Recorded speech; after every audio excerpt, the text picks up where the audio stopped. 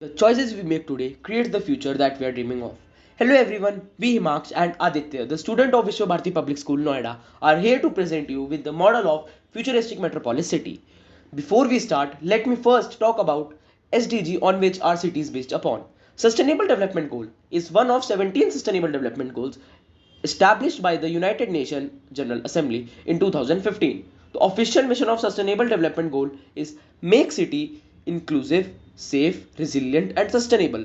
This makes theme of Sustainable Development Goal is to achieve a better and more sustainable future for all. Now let's talk about some of the major objectives of our city. First, zero carbon emission. Zero carbon emission means that no carbon is being produced from a product or a service. For this, we have planted a lot of carbon dioxide absorbing plants.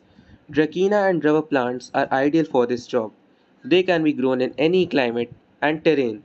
With addition to this, vertical farming is practiced in which plants are grown vertically, layer by layer. It consumes less space and is very effective in absorbing CO2 from the atmosphere and even maintain the cool temperature in the surrounding area. Also, no thermal power plants are located in the area so as to cut off the supply of carbon dioxide in the atmosphere.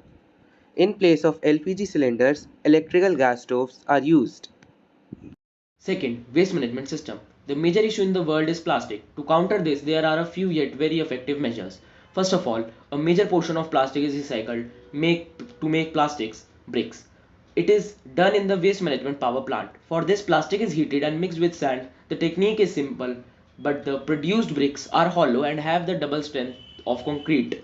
As these bricks are hollow, they form an insulated layer of air which keeps the interior of building cool and reflects all the heats of sun. In addition to this, biodegradable plants is used often which can be easily decomposed in labs in a couple of weeks. E-waste is minimum and parts of computer are recycled. Beside this, there is a vermicomposting plant in the outskirts of city where all the wet waste is treated with the help of red worms. The organic matter produced in the process is then used in the farms and slowly but steadily organic farming is being practiced. Third, natural disasters. The city is situated far away from the industries, so there is no chance of any mishap, such as industrial hazards. Seas and oceans are located far off the region. The only threat is earthquake. For this, the base of the buildings is made up of stainless steel bars and is situated deep below the surface. As we go higher, the top of the building gets narrower to form somewhat like a pyramid structure. This unique shape has the ability to withstand very high altitude earthquakes and very strong wind currents. However, in some buildings, a massive concrete block is fixed at the top of the building which floats in oil and it can move. This mechanism acts as a spring while earthquake as the earth vibrates.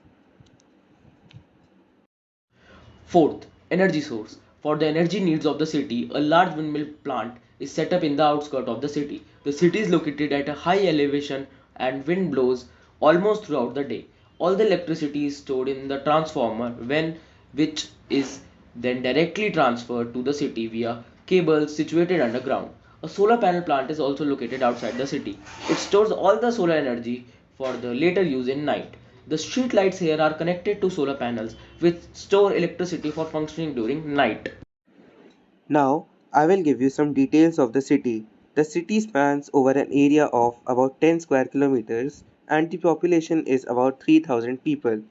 25% comprise of children, 60% are adults, and 15% are senior citizens. About 750 families stay here. People are employed in IT sector, some of them work in farms, waste management plants, industries, while others are skilled laborers who have built the major infrastructures in the city. Schools, universities, hospitals, and basic infrastructure have excellent faculties. Practical learning is prevalent in schools. Highly educated doctors look after patients in the hospitals. Cycle is the basic mean of transport here. A committee of workers is formed by the government who look after the city and in the end, I would like to conclude by saying that our future depends upon our present. So we have to work hard on our present to build our future. Thank you.